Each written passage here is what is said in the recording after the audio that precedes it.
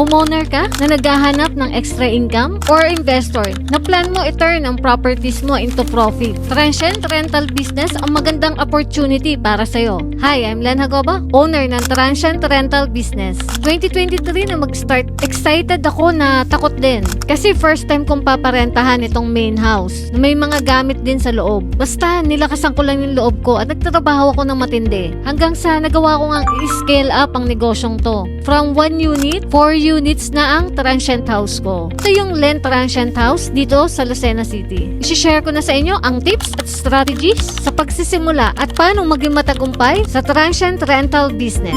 Ano ang transient rental? Ito yung short-term rental na nag-a-accommodate sa mga business travelers, tourists, at kung sino man nangangailangan ng temporary na matitirhan. Key advantage, flexibility at high income. Kaya perfect ang transient rental. Magiging sulit ang property na hindi ka committed sa long-term tenant. Paano simulan ang transient rental business? Pumili ka ng tamang location. Properties na malapit sa tourist spot, business center at national highway. Number 2, prepare your property. Make sure na malinis, may basic furniture, table and chair, comfortable na bed, and basic appliances like electric kettle para ready na sa guests. Essentials, tulad ng Wi-Fi, fresh linens, basic kitchen items like eating utensils, welcoming atmosphere. Create an online presence. Join ka sa FB rental group dyan sa lugar nyo. Post mo doon yung property na pinaparentahan mo. Or sa online platform like Airbnb. Include mo ang magandang quality ng photos at detailed description din. Mag-set ka ng competitive pricing. Research mo dyan sa area nyo kung magkano ang rental.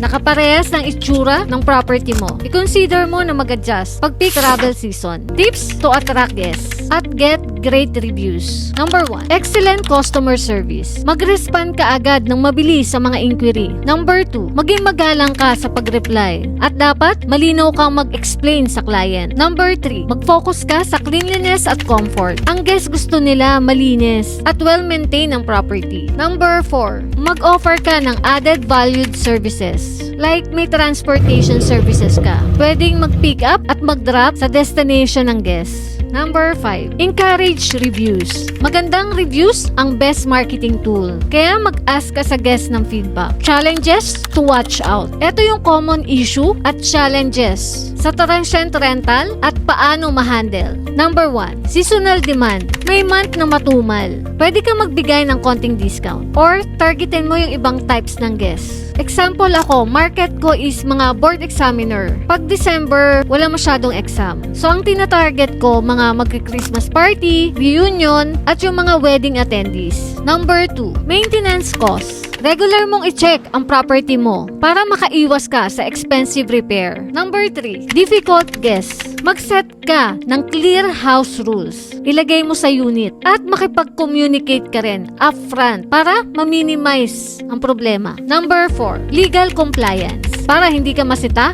at magka-fine. Pag kumikita na yung negosyo mo at tapos ka na sa testing period, pa-register ka na, kuha ka na ng business permit. Naniniwala ko na ang transient rental business ay napaka-rewarding. Basta well-prepare ka, focus ka sa guest satisfaction at maka-adapt ka sa market. Kaya kung nag-iisip ka ng transient rental business, ngayon na yung tamang panahon. Pag may question ka, comment mo lang sa baba. Paki-like na rin, share at follow. See you on my next vlog.